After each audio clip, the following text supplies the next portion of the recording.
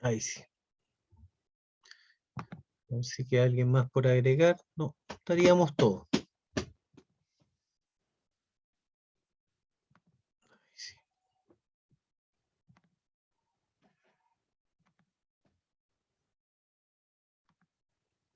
Ahí sí que sí.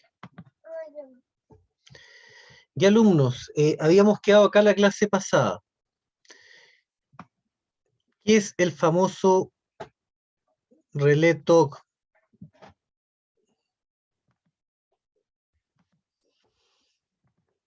Relé TOC va a ser un dispositivo el cual cada vez que el rotor que contiene las aspas de un giro, este rotor va a pasar, va a romper un campo magnético y va a contar una vuelta.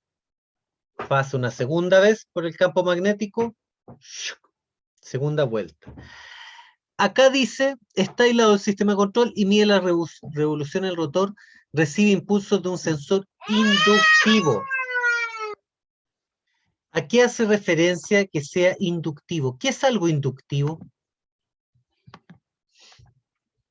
Cuando hablamos de inductivo o hablamos de inductancia, estamos haciendo referencia a un campo electromagnético, ¿ya? Cuando hablamos, por ejemplo, me ha tocado, por ejemplo, van a comprar un inversor y les van a decir, mira, este inversor no está diseñado para cargas inductivas ni cargas resistivas, que se da mucho. Por ejemplo, un inversor de 1000 watts. Un inversor de 1000 watts no está diseñado para funcionar bien con cargas inductivas. ¿Y cuáles serían las cargas inductivas?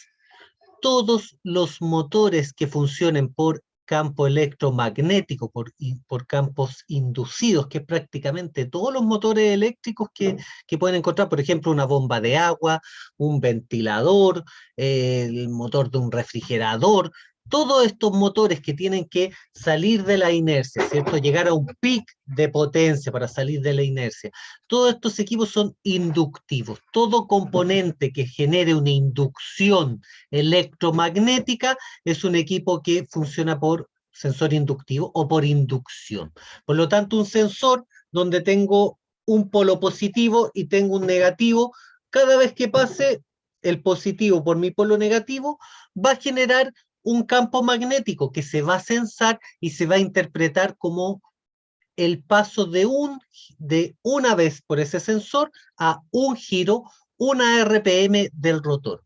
¿Qué es lo que consigo con esto? Este relé va conectado directamente con el sistema que gira la posición de las aspas, ¿ya? Por eso hablan acá de overspeed ward, ¿ya? Entonces, este sensor, a la vez de sensar, permite que las aspas se giren para mantener unas RPM de funcionamiento constante. Si ustedes van a un parque eólico, se van a dar cuenta que todos los eólicos giran a la misma velocidad. De hecho, estuve este fin de semana al frente del parque en Quelentaro, el parque que está ahí por Litueche, y yo miraba, observaba, bueno, de día y noche estuve mirando todo el rato los aerogeneradores, me apasiona, me encanta, además los tengo al lado, yo estoy allá voy a un lugar que queda al frente del campo eólico, por lo tanto tengo la vista constante. Y me doy cuenta de, claro, todos los generadores giran a la misma velocidad. No me va a pasar que voy a ir a un parque y va a haber uno súper rápido y otro muy lento. ¿Por qué? Porque hay un reloj TOC que calcula, va contando las RPM, o sea, la cantidad de vueltas que da por minuto, y esto también se traduce en una velocidad de giro, ¿cierto? Se va a contar con el relé TOC y el relé TOC va a funcionar en conjunto con la posición de mis álabes, con la posición de mis aspas. Parece que salía acá, salía la conexión del TOC y aparecían los servomotores de las aspas, pero no me acuerdo si era esta imagen o otra imagen que le había pasado a los chiquitos. ¿Eh? Azul, azul, azul. No, esta es la conexión del controlador del relé TOC. Acá no aparecen las líneas que van a las... O me parece que no, ¿eh?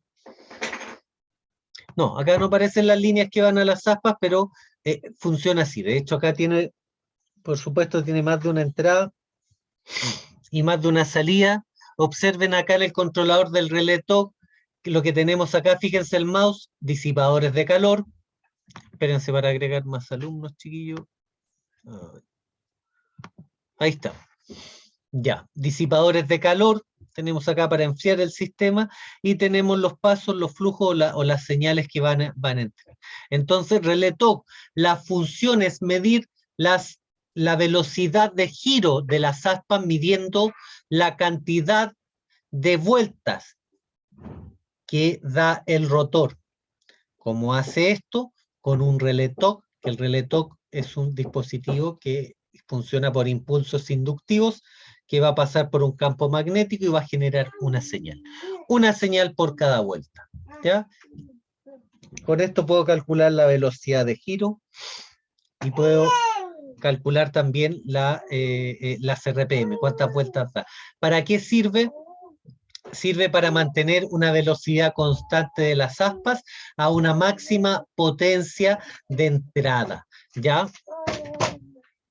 Entonces, haya mucho o poco viento, mantiene una velocidad constante ideal para la captación. Con esto evitamos de que el sistema o que nuestro eólico supere la RPM de trabajo y gire más rápido de lo que debería girar o gire a una velocidad que sea de peligro.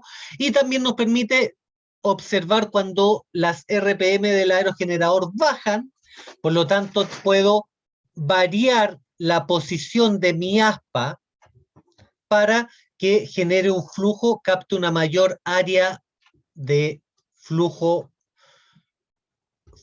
de aire y esto permita que el generador eólico gire más rápido. O sea, envía una señal que permite desacelerar el generador eólico o acelerarlo cuando va muy lento. ¿Y quién acelera y desacelera mediante la información de este relé TOC?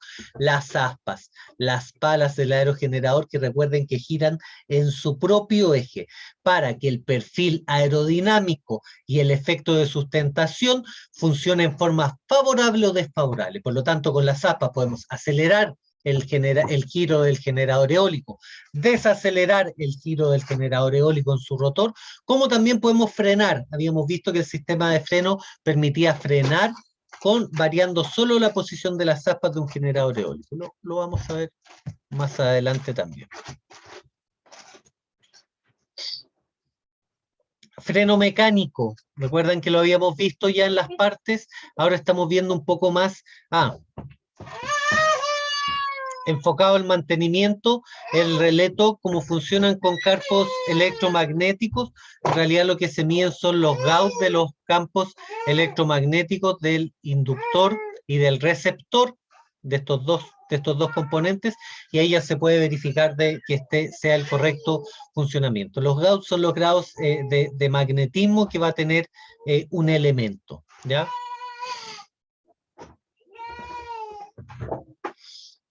El freno, que es lo que tenemos acá, se va a componer de distintas piezas. Unas son las pastillas, que son las encargadas, o ferodos también le llaman acá, ferodos, pastillas, tienen distinto nombre, que son los que van a absorber o los que van a frenar en este disco. Y estos ferodos o pastillas van a ir montadas sobre este elemento azul, que es un caliper. ¿Hay una consulta por ahí? Funciona igual que una bicicleta, pero más parecido a un auto. O a un freno hidráulico de bicicleta, sí, Sebastián, podría ser un freno hidráulico de bicicleta, funciona exactamente igual. ¿Cuál es la diferencia de un freno de bicicleta o un freno de auto? Que este equipo normalmente se encuentra frenado.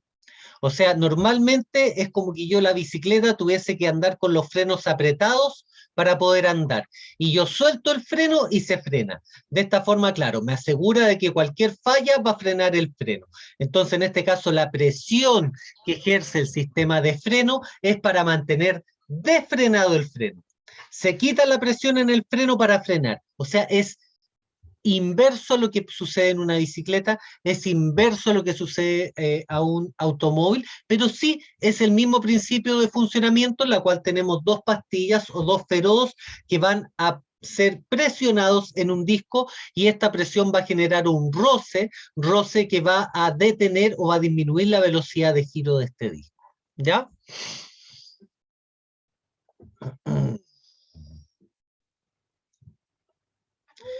Este sistema no es utilizado para frenar la máquina. Para frenar la máquina se utiliza el aerofreno, palas en bandera. ¿Ya? De hecho, esto no lo habíamos visto.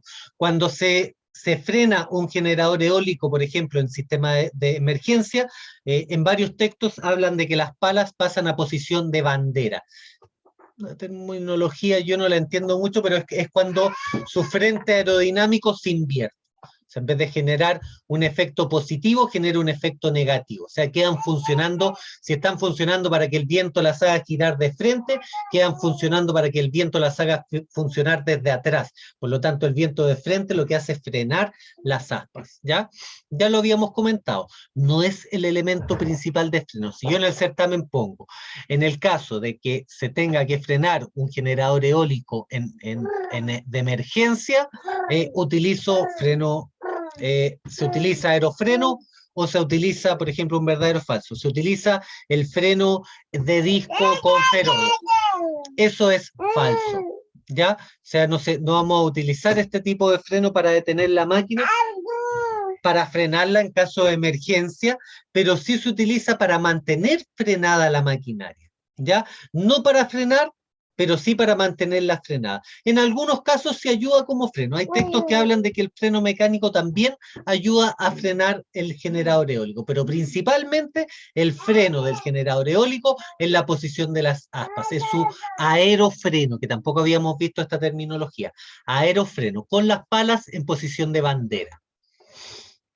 En caso de parada, la máquina, los frenos hidráulicos están temporizados 10 segundos y solo se aplican cuando cualquier señal de la emergencia es pulsada. El freno mecánico se activa únicamente de dos maneras. Ojo, señal de emergencia. La señal de emergencia está en el centro de control y hay una señal de emergencia para detener el freno en caso de emergencia, que no funcionen, por ejemplo, los aerofrenos, en la base de la torre. En la base de torre, ustedes se van a dar cuenta cuando vayan a un parque eólico, que en la base tienen un sistema de freno, un pulsador rojo, que es para detener el generador eólico en caso de emergencia. Y ese pulsador electrónico afecta directamente a este tipo de frenos mecánicos, ¿ya? Y aplicar una orden a través del modo manual de la pantalla táctil. Esto sería lo que se aplicaría desde la central de control. Desde la central de control yo aplico una orden, ya, que separe el freno. Una segunda forma, freno de emergencia tengo o en la central o en la base. Y la tercera forma es la que tenemos acá arriba. Cuando los aerofrenos se detienen, o sea, cuando los aerofrenos se activan, a los 10 segundos se aplican los frenos del tipo hidráulico, ¿ya?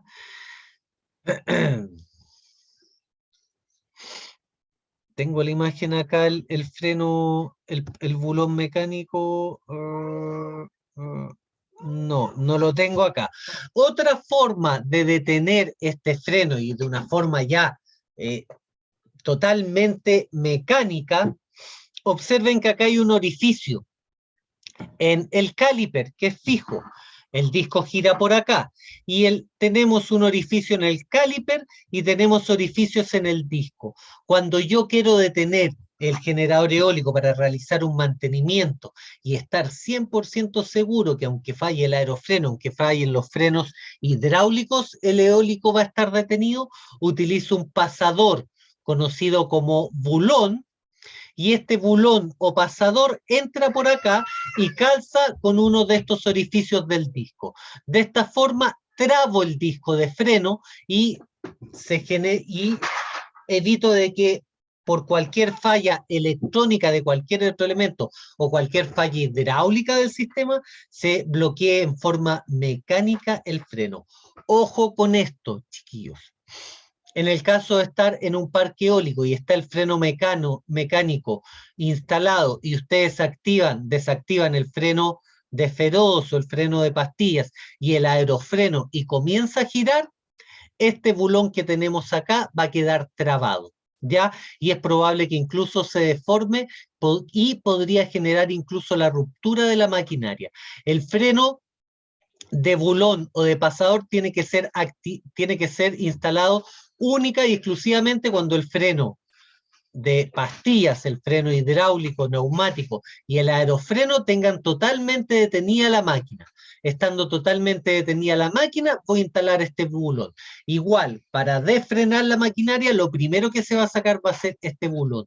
¿Por qué? Porque la fuerza que se va a generar en este disco de freno podría fácilmente deformar el bulón y al deformarlo evitar trancar el sistema y dejar trabado este bulón o pasador.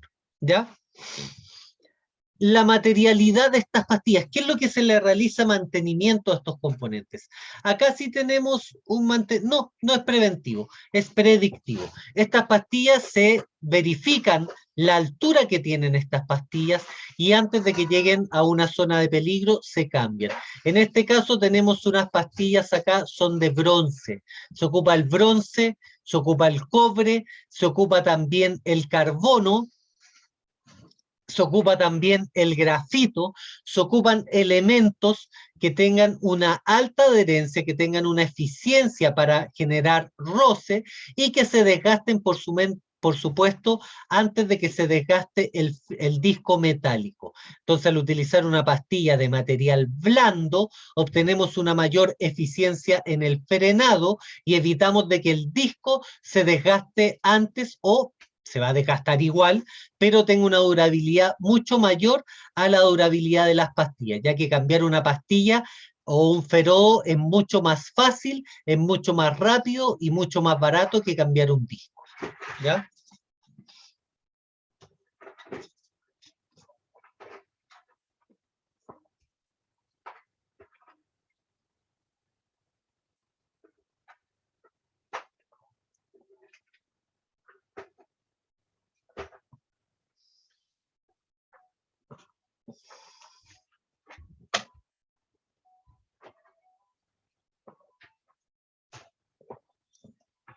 Acá hablan lo mismo que ya le hablé.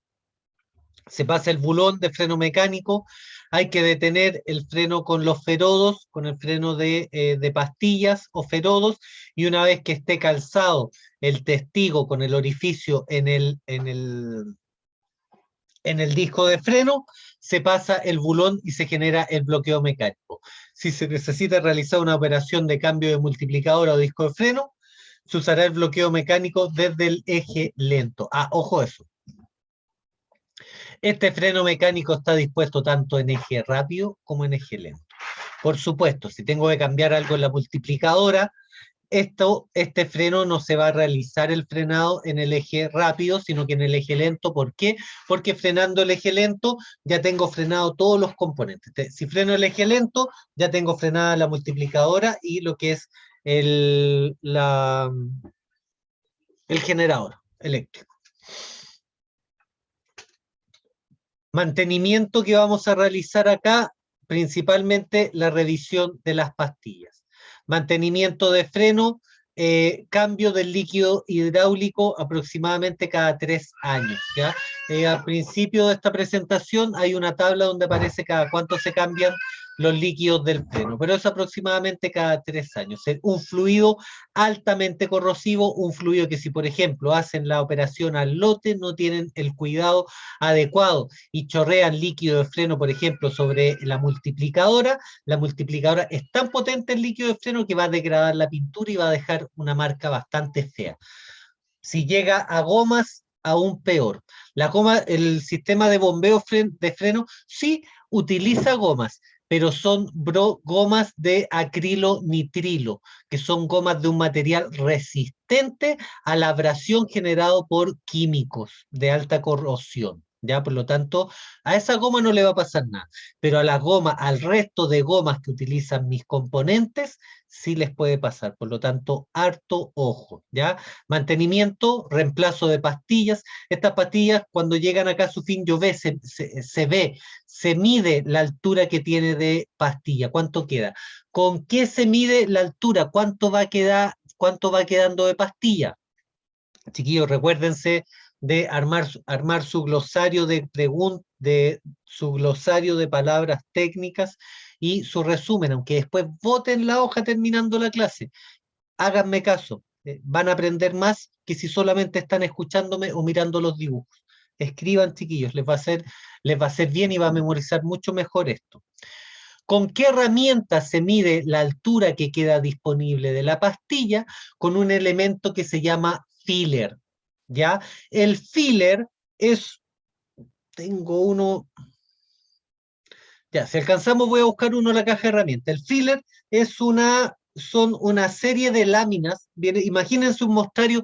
¿Han visto los mostrarios de pintura? Que son varias láminas que van mostrando distintos colores. Esto es igual, pero pequeñito, muy pequeño y que tiene muchas láminas. Cada lámina calibrada a un espesor específico. Va desde los 0,1 milímetros hasta los 2 milímetros, me parece. Es para medir espesores muy pequeños, ¿ya? Con esa herramienta yo voy a ir midiendo, voy a medir el espesor que queda de pastilla, la zona útil en la zona interior, no la zona exterior, esta es parte de la pastilla, pero la zona útil en la interior, y cuando llegue a un punto de peligro, que por lo general no puede tener más de 0,8, entre 0,8 y 1 milímetro de espesor. Si tiene menos, perdón, si tiene menos espesor de 1 milímetro, se reemplaza la pastilla, ¿ya? Por lo tanto, acá tenemos otra revisión que tenemos que realizar cada cierto tiempo. Ahora, como este tipo de frenos no se utiliza habitualmente, utilizamos más el aerofreno con la posición de las aspas, por lo general estas pastillas duran bastante tiempo, pero el fluido sí se degrada con el tiempo. El fluido, el líquido de este tipo de frenos, sí se degrada. Use o no ocupe el equipo, se degrada, tiene un tiempo de duración. En cambio, las pastillas, al ser un elemento metálico, mecánico, la verdad es que se va a ir desgastando con el uso. Si estuviésemos en una minera, cambiarían esto cada 2 años, cada cierta cantidad de horas de uso. Como es un aerogenerador, no se va a cambiar hasta que llegue al desgaste que requiera cambio. Y este desgaste que requiera cambio lo voy a analizar con el análisis o con el mantenimiento predictivo, donde voy a medir para poder determinar una fecha aproximada de caducidad o de recambio de un elemento de algún equipo. ¿Ya? Ya, acá hablábamos de lo mismo. Mira, acá dice burlón. Acá yo me equivoqué. Burlón es el nombre que se llama, la verdad. No, no es burlón. Aquí debe haber habido cuando estaba escribiendo las diapositivas, a lo mejor algo se me traspapeló. Ya, si se necesita realizar una operación de cambio multiplicadora o disco de freno, se usará el bloqueo mecánico desde el eje lento. Ya lo vimos esto, frenado disco, los feroz, ¿no? Esto es lo que les acabo de decir, lo pueden leer después. Acoplamiento y limitador de par, ¿ya? Esta es la famosa junta elástica. Ya, ¿qué es lo que es este componente? Acá lo vemos. ¿Se acuerdan que lo habíamos visto en chiquitito y yo les decía, chiquillos, si en la imagen yo le hubiese puesto qué es lo que es esto? Este es un limitador de par o un acoplamiento o una junta elástica. ¿Qué es lo que es? Justo como lo dice su terminología, su nombre, es una junta elástica. ¿Y para qué quiere una junta elástica? Principalmente esta va instalada entre la caja de velocidades y el generador eléctrico, ¿ya?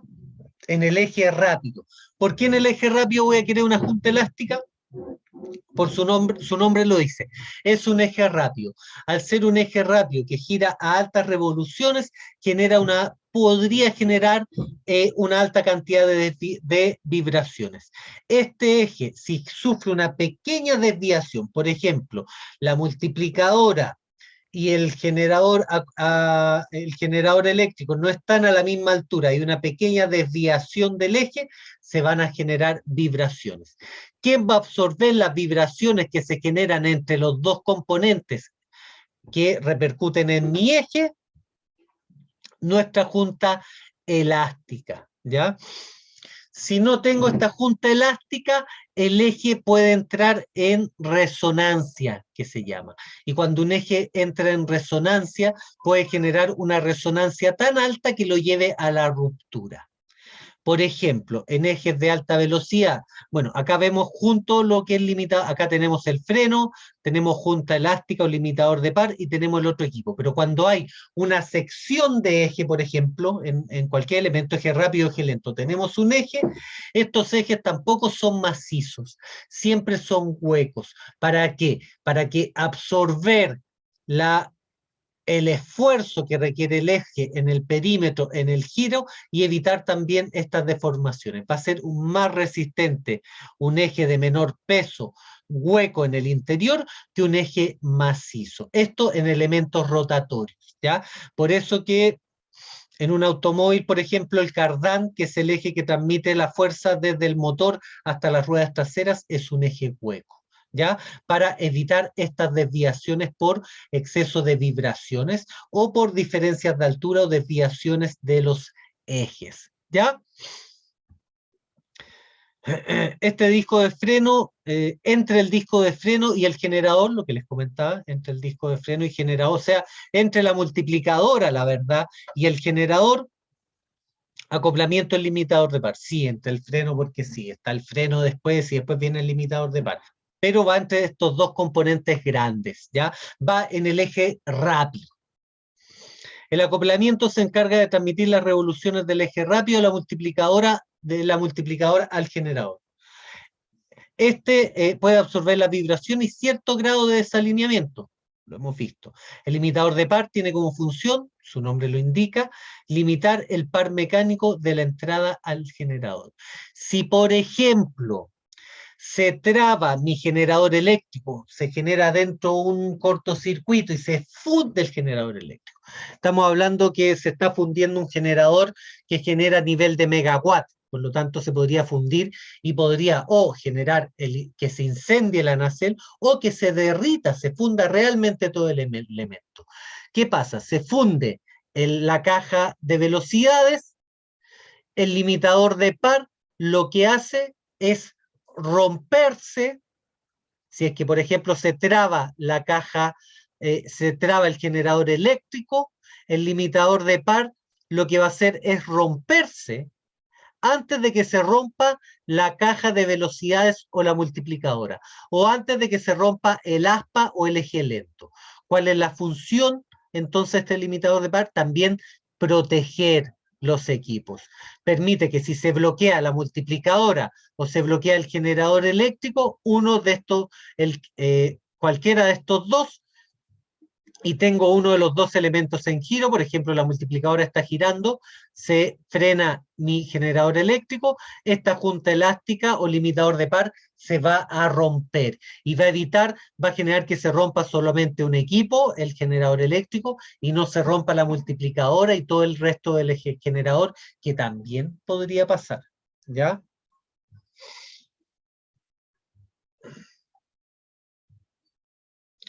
Este es un checklist que saqué de un programa que se utiliza para realizar monitoreo y mantenimiento de plantas eólicas. Me lo pillé por ahí en internet. eh, Voy a ver si es que se lo subo, depende cómo se porten de aquí al final del semestre.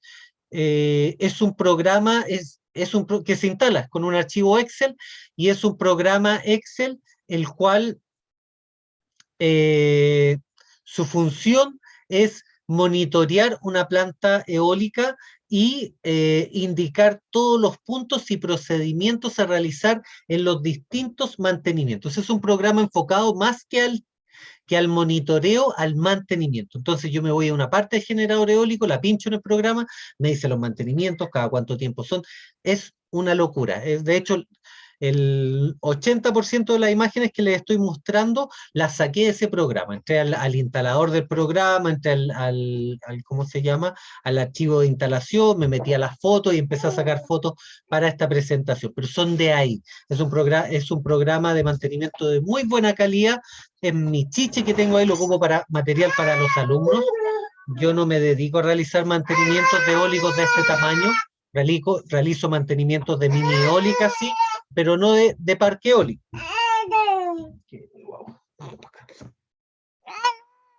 Ay, tranquilo, mi amor. Ya, entonces, Un ejemplo de checklist que se realiza.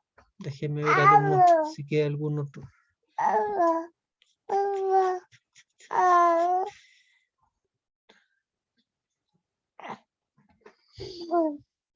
Ya, un ejemplo de checklist que vamos a realizar en un mantenimiento semestral en un parque eólico basado en este programa español. Vamos a partir por cimentación y torre. Cimentación, la base de concreto. Torre, la torre o ¿cómo le llaman acá en los textos? Le llaman también el tramo, le llaman torre, tramo, fuste. Fuste también le llaman. No sé. ¿Cómo en inglés se dice fuste? Fust. Dijo fuste. Cimentación y torre. La cimentación es la base de concreto. ¿Qué voy a observar ahí? Grietas que se pueden generar en la base de concreto y pares de apriete de la torre o el fuste a mi base de concreto. Que tengo dos tipos de grietas que pueden aparecer tanto en mi torre o fuste como en mi base de cemento. Hay grietas que son superficiales y hay grietas que son profundas, ¿ya? ¿Cómo detecto si una grieta es superficial o es profunda? Con ultrasonido, ¿ya? Llevo mi equipo de ultrasonido, las tintas penetrantes no me van a servir para esto, pero sí el ultrasonido, porque el ultrasonido me indica la profundidad de la fisura, ¿ya? ¡Ah! Si hay grietas en el fuste, en el tramo, en la torre, es un poco más difícil. Es un poco difícil pillar en el fuste una grieta que podemos pillar fatiga alguna desvío. Cuando un tubo se pierde su límite elástico y pasa a su zona plástica, lo que voy a observar es que puede doblarse, puede abollarse, un tubo que tengo largo se puede flectar, eso voy a poder observar. Si observo fisuras en mi torre, por lo general van a ser superficiales y van a ser de la pintura de la cual está construido la torre, pero fisuras es un poco más difícil. Pero en la cimentación, en la base, sí puedo encontrar fisuras. ¿Y a qué hace referencia una fisura en una estructura de concreto? Puede ser un movimiento sísmico, puede ser que la estructura, el emplantillado es todo este esqueleto de acero en el que va entre el concreto. Recordemos que el concreto, el material duro, tiene que ir con un esqueleto metálico, que es un esqueleto pero potentísimo. Lo vimos en la imagen en cimentaciones. Es como una cancha de fútbol de metales que está bajo tierra, de una malla de metal, que una malla con una estructura bastante compleja, y eso va inundado en concreto. Y esto forma el famoso concreto armado, hormigón armado, ya que a lo mejor alguno ha escuchado por ahí. Por lo tanto, grietas voy a tener en la base. Va a ser o porque no quedaron bien puestos el emplantillado, la estructura metálica que lleva, se le llama emplantillado, o un movimiento sísmico importante, o lo tercero, que la mezcla de concreto no quedó lo suficientemente dura, lo suficientemente firme. ¿Por qué se puede deber esto? Se utilizó mucha arena, se utilizó poca arena, se utilizó mucho cemento o se utilizó, no mucho cemento, o se utilizó poco cemento. Mucha arena, poca arena, falta de cemento. Bajo estos tres factores de composición química del concreto, podríamos ver una fisura. Chicos, y vayan adquiriendo este conocimiento. Si ustedes van a un parque eólico y de repente ven fisurado y le dicen, oye, ¿qué pasó acá? Y le dicen, no, es normal. No, no es normal. Ustedes le pueden decir a la persona encargada, no, esto es una fatiga de material. Esta fatiga de material se produjo o porque la composición del concreto no era la adecuada, o porque la estructura base metálica no es la que corresponde, o no soportó un sismo de alguna, a lo mejor una intensidad mayor, y ya, puede ser. Pero eso que le digan de que el concreto se fisura porque sí, no, o que es normal, no. Ninguna fisura en el concreto es normal. Siempre es por una falla humana, o una falla de cálculo, o a lo mejor los elementos o los materiales que estoy ocupando no son los adecuados. Siempre cuando realizo instalaciones de este tipo, se realizan pruebas de material. Tanto en la universidad como en la casa central, ensayan materiales como el concreto. Se les realiza pruebas de compresión, pruebas de tracción y pruebas de penetración. Por ejemplo, como la de penetración es para medir la dureza, como por ejemplo la prueba de dureza Brinell, ¿ya? Son distintas pruebas que se realizan a los elementos para certificar que están acorde y que pueden funcionar. Si el elemento no funciona bien y se triza, por ejemplo, cimentaciones, ya saben. La composición química del concreto no es la adecuada, faltó arena en el concreto, se usó mucha arena en el concreto o faltó cemento. Son 4 las razones principales por las cuales se puede fisurar una estructura. Y la quinta, un movimiento sísmico importante. También la podría fisurar. Que es importante que esta fisura no sea estructural. O sea, si por ejemplo vemos una fisura en la cimentación, ver que la fisura no supere, yo no sé cuánto será exactamente, pero imaginemos no supere una cuarta de profundidad. Si hacen un estudio de ultrasonido y la fisura es de 10 metros para abajo, chicos, hay algo que hacer. O sea, ahí ya es importante, ahí ya tengo que entrar a revisar. Los pares de apriete, los tramos del fuste o de la torre, recuerden que se arma por tramos, lleva pernería. Esta pernería se tiene que verificar el torque. Recordemos que esta estructura está sometida a vibraciones.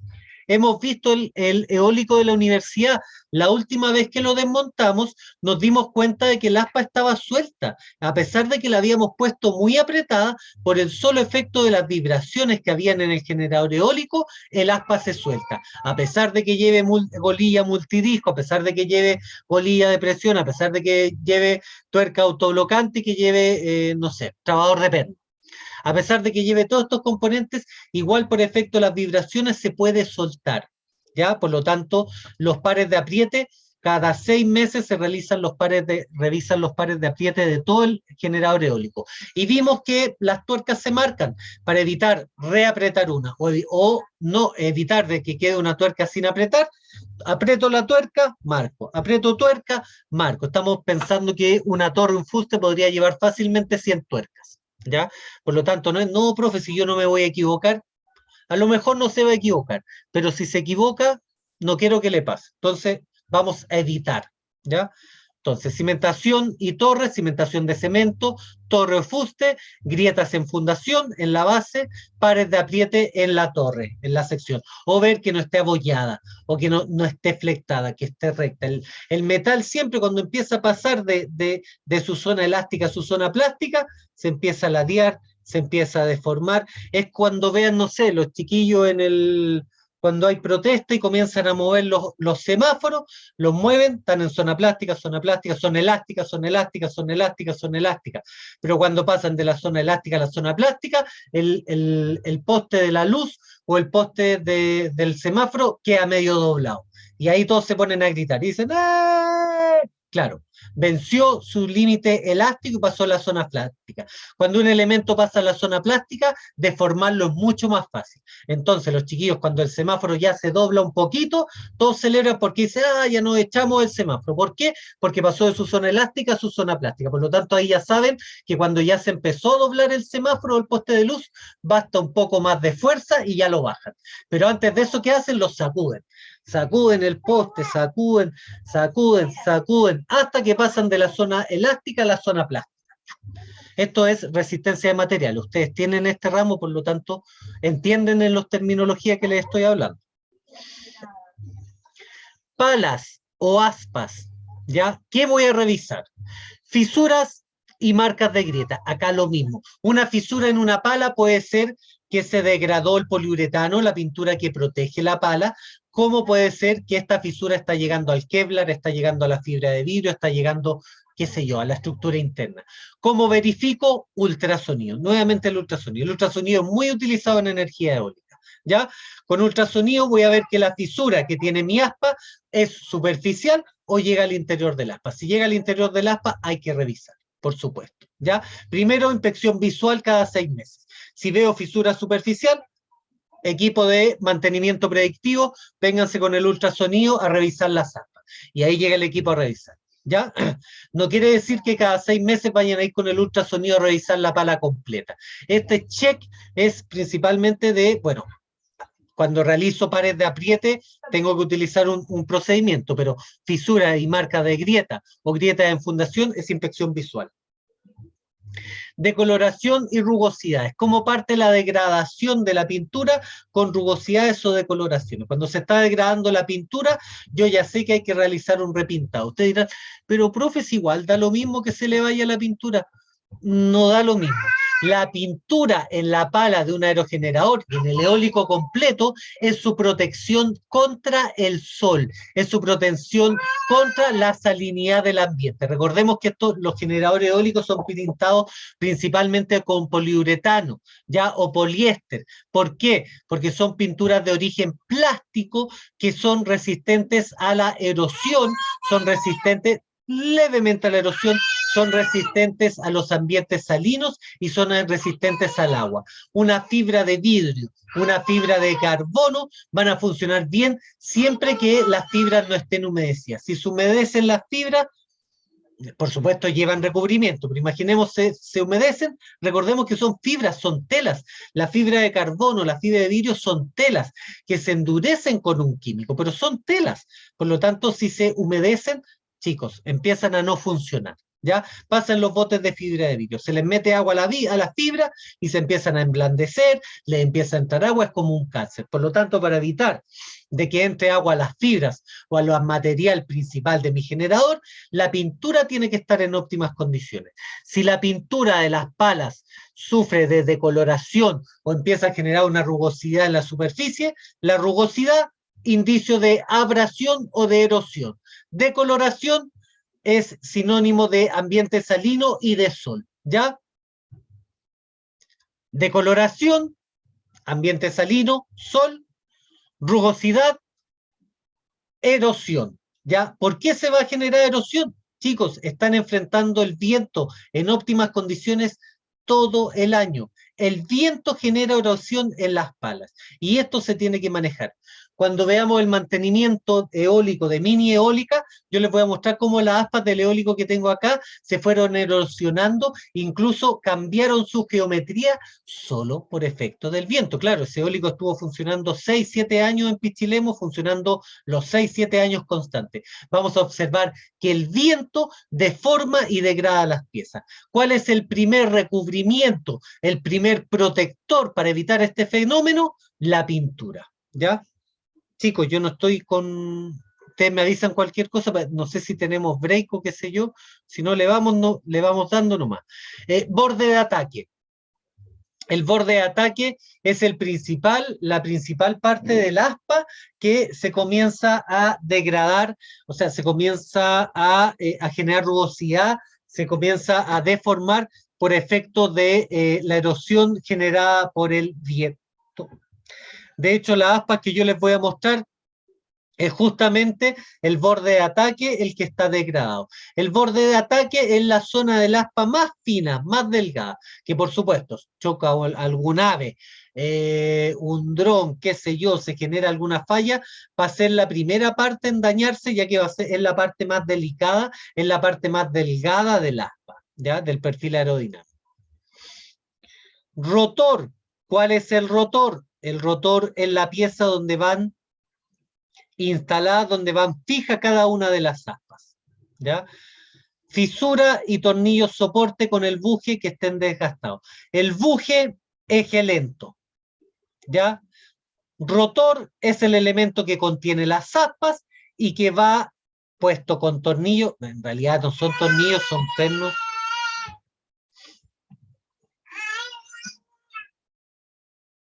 Ya, filo, después arreglo esto. Por supuesto no son tornillos, jamás vamos a ver no, prefiero no decir jamás nunca, pero es muy difícil ver un tornillo en un generador eólico. Acá estamos hablando, perdón, de pernos. Entonces, fisuras en un tornillo o soporte con el bujo, con cono y del buje. Acá hay algo que no aparece, pero los pernos también se pueden estirar. Los pernos también pueden generar, se les puede generar fatiga. Los pernos también se pueden quebrar. ¿Ya? Los pernos también soportan un límite de apriete. Es por eso que vamos a utilizar la llave de torque siempre para generar los pares y los torques que requiere el rotor. ¿Ya? En este caso, fisuras, tornillos, soporte cono buje. Revisar tornillos. Cuando estoy realizando el apriete es difícil, pero que se quiebre un tornillo, puede ser. Se pueden quebrar. Se pueden quebrar los pernos también, que yo llegue y esté solamente el perno cortado y que no esté la tuerca. Puede pasar, se da. Retenes y engrases, rodamientos, palas, ya lo que habíamos visto. Tanto los retenes, se revisan los retenes. Y ¿qué se revisa en un retén? Por ejemplo, el retén lo que hace es contener una grasa o un aceite. Por lo tanto, el retén, ¿cómo se revisa que está funcionando? Verifico que por afuera del retén no esté perdiendo, que el retén selle correctamente y que del retén no salga grasa y no salga aceite. De esta forma yo reviso un retén, verificando que no tenga pérdidas ni de grasa ni de aceite. Los engrases, ¿cómo se revisan?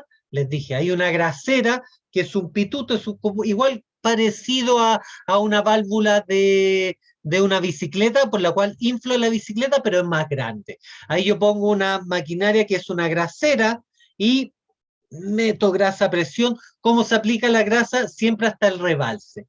Todos los elementos que se lubrican con grasa se engrasan hasta el rebalse. Por ejemplo, tengo un eje que lleva grasa, yo voy a poner grasa hasta que esté rebalsado y hasta que el elemento por donde introduzco la grasa, como le llaman en la jerga, reviente o bote el exceso de grasa. O sea, siempre cuando se aplica grasa, se llenan los componentes de grasa, ¿ya? Retenes y engrase de rodamientos palas. En este caso, estos retenes hacen referencia a los que contienen la grasa, pero estos retenes también los voy a tener en el eje lento, en la salida del eje rápido. Todos los ejes que están comunicados con una maquinaria van a tener un retén, ¿ya? Por lo tanto, tengo más de un retén para revisar. En este caso hace referencia a los retenes que permiten el giro de las palas. Y los del rotor también. Rodamiento y también son los del rotor. Y pares de apriete del rodamiento. Ah, súper importante.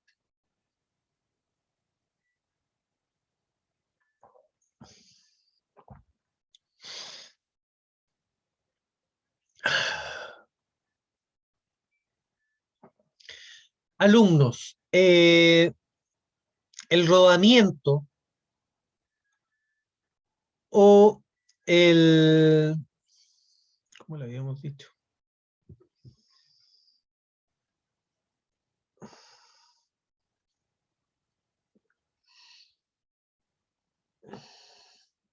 Rodamiento, si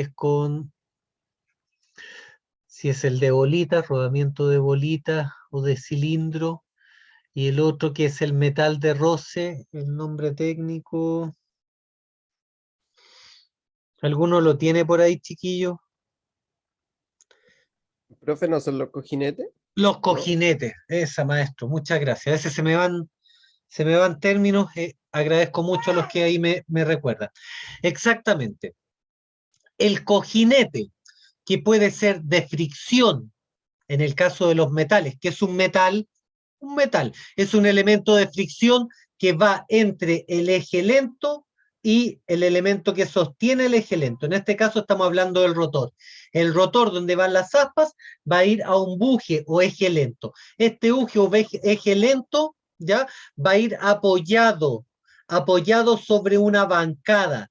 Y entre el eje lento y la bancada voy a tener o un rodamiento, que es un cojinete de ¿cómo se llama? De un cojinete de bolas de acero o de cilindros de acero, o voy a tener un cojinete de roce, que va a ser un metal que va a ir entre el eje lento y, y la bancada donde gira el eje lento, y la función va a ser absorber el roce. En el caso del metal, es un metal que se cambia, que se va a ir desgastando, va a ser de bronce, va a ser de grafito, y se va a desgastar antes que la bancada donde va apoyado el eje, y antes que el eje. La idea es que el eje y la bancada, que son elementos más grandes, más costosos, duren más que el elemento que va a absorber el roce. ¿Ya?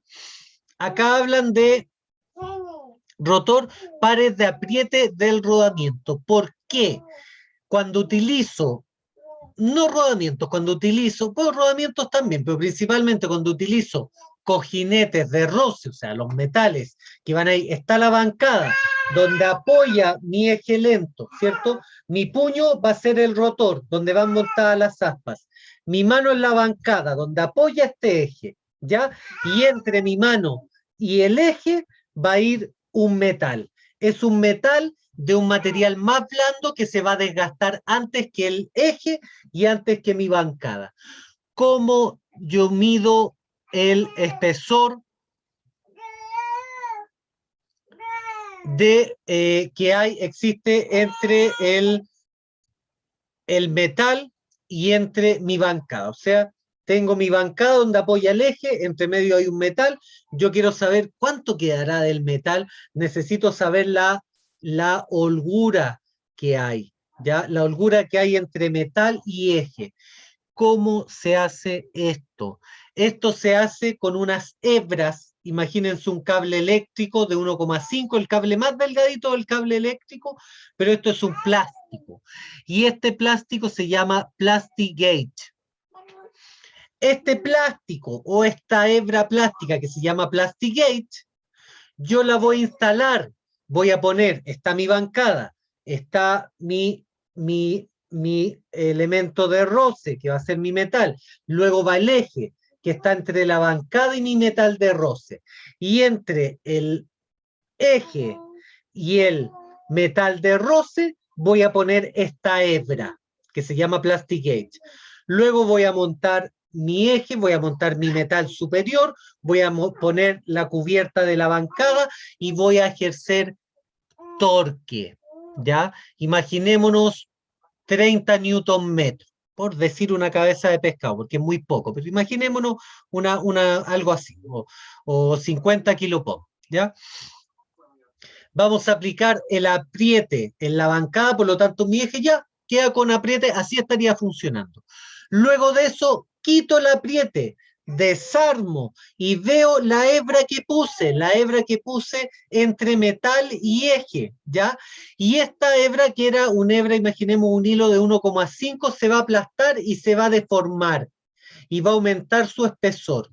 Este espesor yo lo tomo, lo llevo la misma cajita donde venden las hebras de Plastigate, atrás viene un comparador.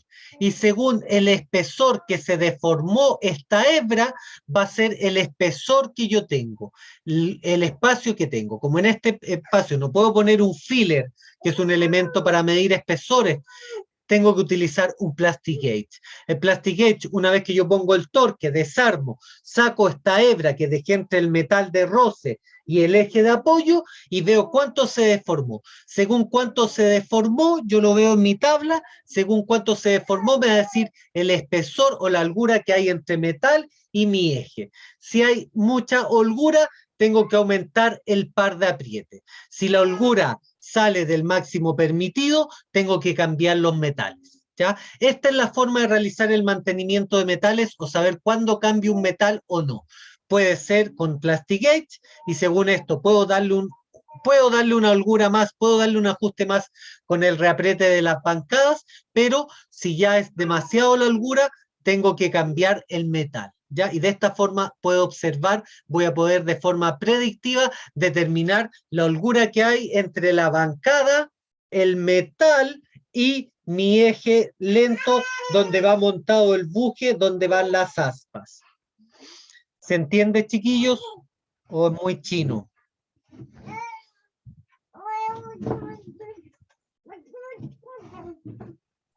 Sí se entiende, profe. Ya, díganme nomás con confianza. Se me ocurren más formas de explicar. Ya, pasamos entonces pares de apriete de rodamiento, acá hacen referencia, pares de apriete de rodamiento.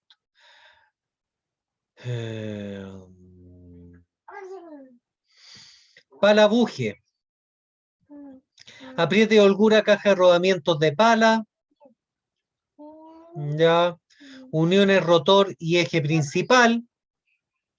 Cada vez que digan buje, porque pasa que en los textos le dicen buje a muchas cosas, y uno puede decir, no, pues, pero si el buje era esto. Buje, chiquillos, es sinónimo de árbol, es sinónimo de eje.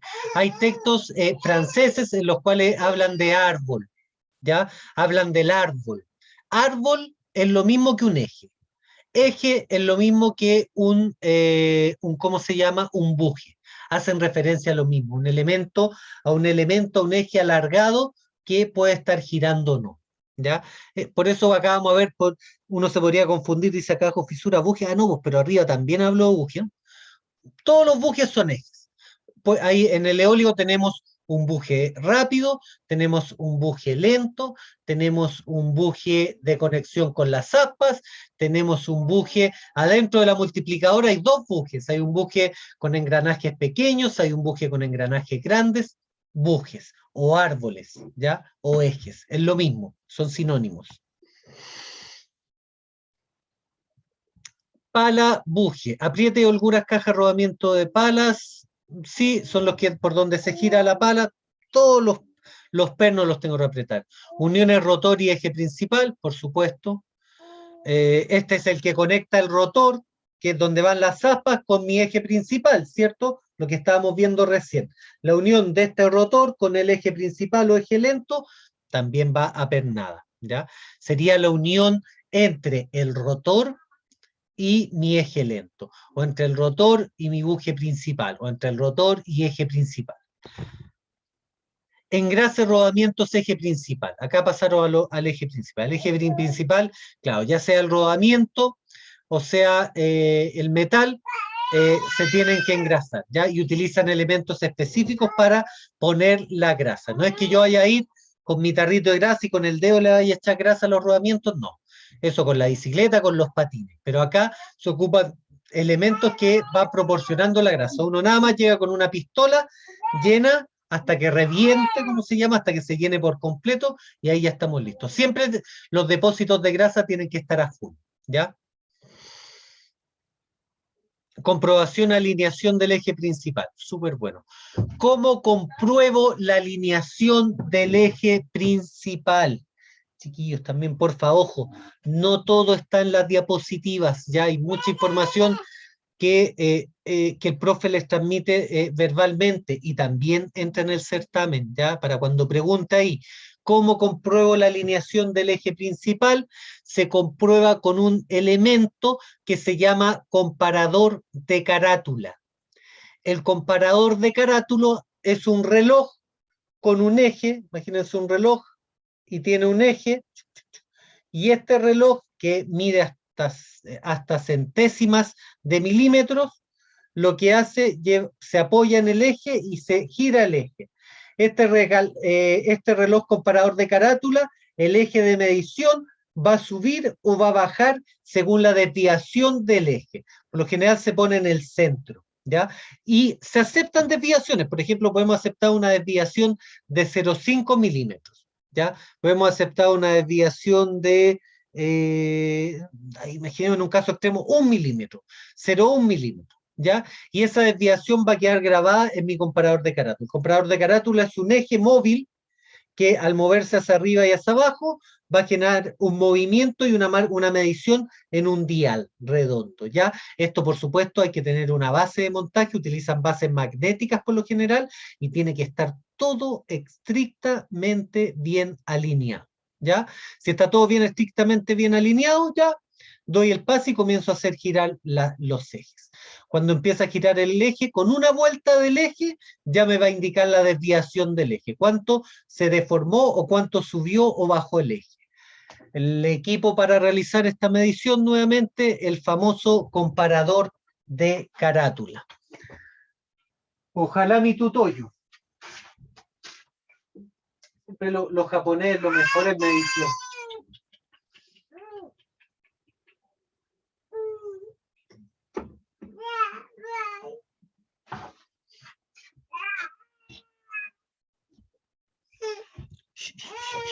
Ya, mi guagua.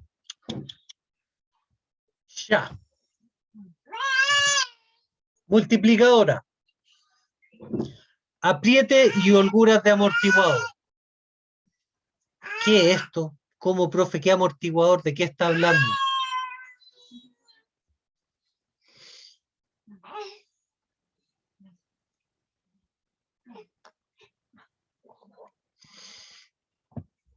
El amortiguador viene a ser también la junta elástica, chiquillos. Claro, dependiendo de dónde sea el texto, de dónde sacamos la información, vamos a tener distintas terminologías. Yo por lo general, de donde saco la información, dejo el nombre. Entonces puede que las presentaciones indiquen más de un nombre para un mismo elemento. Y me gusta que sea así, porque vamos todos aprendiendo distintas formas, ¿ya? No nos encasillemos en una forma de hacer las cosas. De hecho, yo hasta acepto por ahí que me hablen de voltaje y de amperaje, porque si vemos, por ejemplo, el texto de energía, que ahí lo vamos a ver, no, pues con ustedes no tengo perdón. Por ejemplo, el fotovoltaico estamos utilizando como texto guía, estamos utilizando un texto que es avalado por la SEC en Chile, por lo tanto tiene como todo en norma. Y en estos textos hablan de voltaje y amperaje, que es algo así. Voltaje y amperaje ni siquiera existen, la verdad, esas palabras. Existe el voltio y los amperios. Pero claro, hay una jerga ahí que se ha introducido, un mal hablamiento, como diría por ahí el Zafrada, en el cual hemos hecho tan cotidiano el amperaje y el voltaje, que hoy en día incluso los textos técnicos que entrega el gobierno hablan de amperaje y voltaje. Pero la verdad es tensión, intensidad. Tensión en unidad de medida de voltios, intensidad en unidad de medida de amperios. Eso sería, si yo quiero ser técnicamente correcto. Yo cuando estudié en la universidad, o sea, nosotros le decíamos al profesor, préstame la wincha de medir, y nos mandaban para afuera. O sea, la wincha de medir es un flexómetro. Por ahí ocupábamos llave de trinquete y algún alumno decía, profe, no le hace la chicharra, o profe, quiero una chicharra, lo mandaban pero para afuera. O sea, así eran de estrictos. Nosotros no podíamos hablar con lenguaje coloquial, teníamos que utilizar el lenguaje técnico. Hoy en día se abrió un poco esto, se abrió tanto que incluso los textos técnicos hablan en lenguaje coloquial, ¿ya? Ahora, si alguno quiere ser así impecable, yo siempre cuando hablo con un eléctrico hablo de tensión, hablo de intensidad, y el eléctrico por supuesto se da cuenta de que yo sé de lo que estoy hablando, a pesar de que hay muchos eléctricos que hablan de amperaje, voltaje o qué sé yo, ¿ya? Pero la terminología técnica ustedes ya la saben, lo hemos pero más que repasado, ¿ya? Está más que visto. En electricidad lo han visto conmigo con fotovoltaica, lo estamos viendo en eólica, ya se lo había repetido. Entonces, ahí vamos jugando. En este caso, holgura del amortiguador, ya el amortiguador es la junta elástica, sí, sí, amortigua vibración, por supuesto. Aceite, análisis, fuga y nivel. Estos tres predictivos.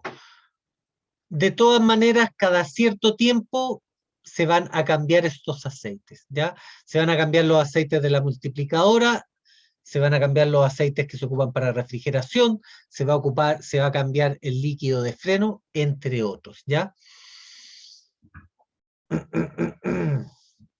Habíamos hablado un poco del análisis de aceite en la clase pasada. Les hablé yo de que el análisis de aceite se realiza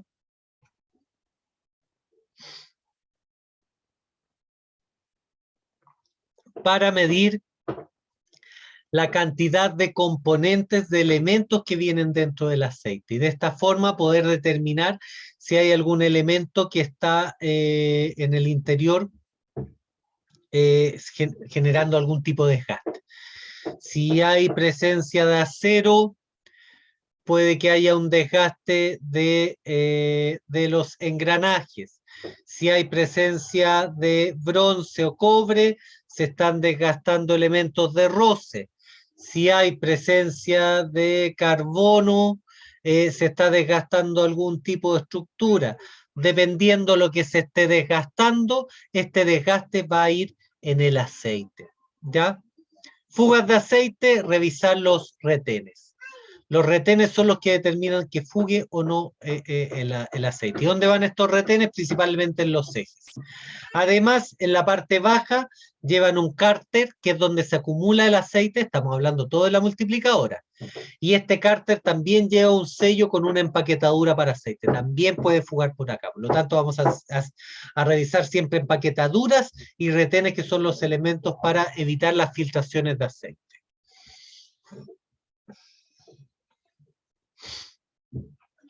El nivel se revisa por dos razones. Uno, porque siempre hay que estar a nivel de trabajo, y otro, porque el aceite se evapora también, ¿ya? O sea, que falta aceite no necesariamente quiere decir que hay algún elemento que esté fugando. El aceite sufre de evaporación, por lo tanto, una vez cada 2 años a lo mejor voy a tener, o una vez al año, voy a tener una baja de aceite netamente por funcionamiento y por evaporación, ¿ya? Además de estos tres análisis, está el recambio de aceite, ¿cierto? Y el recambio de aceite se va a realizar según lo que indique el fabricante. El fabricante o la empresa que instala el generador eólico. Va a variar dependiendo la tecnología, dependiendo el tipo de caja que voy a utilizar. Por ejemplo, una caja de tren epicicloidal va a usar un aceite del tipo ATF. Una caja de engranajes paralelo, vamos a utilizar un 40-90, un 70-90, un 80-90. Entonces van a variar los tipos de aceite dependiendo el tipo de aceite y dependiendo el tipo de multiplicadora que voy a utilizar. Recordemos que hay distintos tipos de multiplicadora. Epicicloidal, engranajes paralelos y mixtas, que utilizan las dos tecnologías en una sola caja. Aspecto, rodamientos y engranaje. ¿Por qué el aspecto del rodamiento? Ustedes miran, profe, ¿cómo voy a saber por el aspecto de un rodamiento si está bueno o no? Sí, podemos saber por la tonalidad del rodamiento. El rodamiento es un elemento que está expuesto a temperatura. Y si el rodamiento sobrepasa un determinado límite de temperatura, el rodamiento va a tomar un color tornasolado. Ya no va a ser el color cromado, sino que el rodamiento va a empezar a tomar tonos azules, tonos violetas, tonos rosados, un color ahí parecido al tornasol. ¿Ya?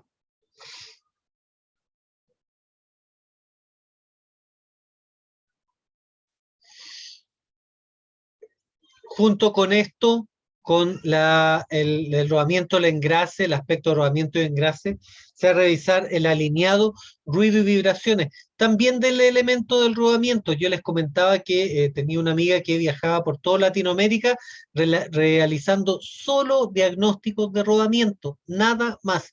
Anda con su maquinita de SKF, solo diagnóstico de rodamiento. O sea, alguien que se quiera dedicar a diagnosticar un elemento en específico y lo hace bien, tiene posibilidad de viajar por todo el mundo realizando ese diagnóstico, ¿ya? ¿Qué más? Sistema refrigeración, bomba de aceite, fugas en circuito, válvula, ventilador. Ya, ventilador, sí tengo un sistema de refrigeración con radiadores externos, pero que no van a estar en la superficie de la góndola, sino que van a estar en el interior. Vimos una imagen en la cual estaba la multiplicadora y al lado había un radiador y a este radiador iba conectado un ventilador, ¿ya? Tenemos ventilación forzada en el interior de la góndola. Por lo general, cuando van en el interior de la góndola, la refrigeración se realiza en forma externa con un radiador puesto en la parte superior de la góndola, pero también puede ser una refrigeración del tipo forzada en el interior de la góndola. Ya pueden haber de estas dos formas. Bombas de aceite, ¿cómo reviso la bomba de aceite? Se mide presión.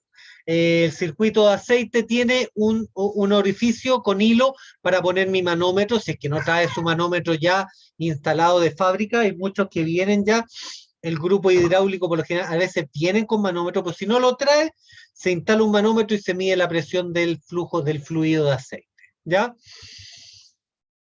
Y fugas, también fugas de aceite puede ser en un terminal, en un horrín, en un flexible hidráulico, cualquier punto. Ventilador, funcionamiento del ventilador a cierta temperatura. Por lo tanto, ¿cómo voy a verificar este ventilador? Puedo verificarlo con el computador, hacerlo funcionar en forma manual, o en el caso de que no tenga conexión a computador, voy a tener que verificar que cuando llegue a temperatura de trabajo o sobrepase la temperatura de trabajo, se activen los ventiladores. ¿Ya? Entonces, ahí hay procedimientos que se van a tener que realizar con el generador eólico en funcionamiento dentro del generador eólico. Alta dificultad, hay que estar al 200%, como lo hemos hablado en clase. Ustedes ya con las pruebas que hemos hecho del eólico dentro de la sala ya están, pero curados de espanto. O sea, no, a ese riesgo nos sometemos cuando trabajamos dentro de un generador eólico. Sistema de profe. refrigeración, bomba aceite. Disculpe. Que ya nos pasamos la hora y ya vamos a entrar a otra clase ya, profe. Ah, disculpen chiquillos, dejamos hasta la multiplicadora. ¿Ya? Seguimos el próximo lunes. Gracias por su asistencia. Les deseo a todos que tengan una excelente semana. Dígame, Krishna. Tengo una consulta, es que sale que el taller, el 3 es para el 8 de diciembre, el grupo 3 y 4. Me Y el 8 equivoqué, de no puede ser el diciembre 8. es feriado. Sí, déjeme revisarlo inmediatamente, no puede ser. De hecho, pensé que lo había hecho y mira el papa frita, me equivoqué. ¿En cuánto? ¿En eólico? Sí, Sí, en eólico porque el otro lo tengo bien. A ver, eólico, grupo 3, revisémoslo entre todos, a ver. Acá estamos, diciembre 8 y tiré 2 clases para el 8. No, acá yo me equivoqué, denme un segundo, chiquillos. Este es error del profe. Martes 8, primero. No, esto es noviembre, a ver, diciembre. El 8, miércoles 8, y después 15, 22, 1, 8. Uy, qué papas fritas soy. Denme un segundo, chiquillos, lo vamos a corregir al tiro. Vayan mirando ustedes para ver que no me vaya a equivocar en algo más. Y esto lo sabía que el 8 era feriado y lo hice pensando en que el 8 era los feriados y miren, me equivoqué igual. Me falta todavía. Entonces, estos serían 15, 15. Estos de acá serían 22, 22 y el último sería noviembre, diciembre, 29. Me va a llegar reto porque lo que más me pidieron era que los alumnos me dijeron que los liberaban una semana antes. Conmigo van a tener hasta la última semana de clase. Mejor, chiquillo, o sea, el que no prefiera no hacer taller, que no venga, pero yo prefiero hacer taller a no hacer taller. ¿Estamos ahí? ¿Estamos corregidos? Sí, profe. Ahí estaríamos, ¿cierto? Sí.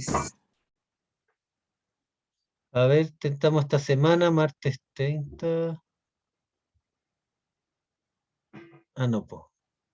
Diciembre, lunes 29, martes 30, miércoles 1. No, está bien. Ya, chiquillos. Oye, acá, ¿cómo van con los grupos? ¿No pasó lo mismo que en fotovoltaico? Los voy a revisar de ahí.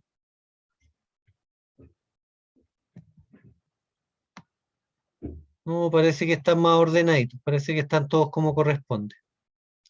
Ya, alumnos, nos vemos el próximo lunes y durante la semana con los que tenga taller. Un gustazo haber estado hoy día con ustedes. Que tengan una excelente semana. Si no hay más dudas, dejaríamos hasta acá. Ya, Ya, profe, profe. gracias. Ya, profe, nos muchas vemos. gracias. Estoy bien, hasta Gracias a luego. ustedes. Profe, Buena semana. Chao, igualmente. Chao, profe, que esté bien. Igual.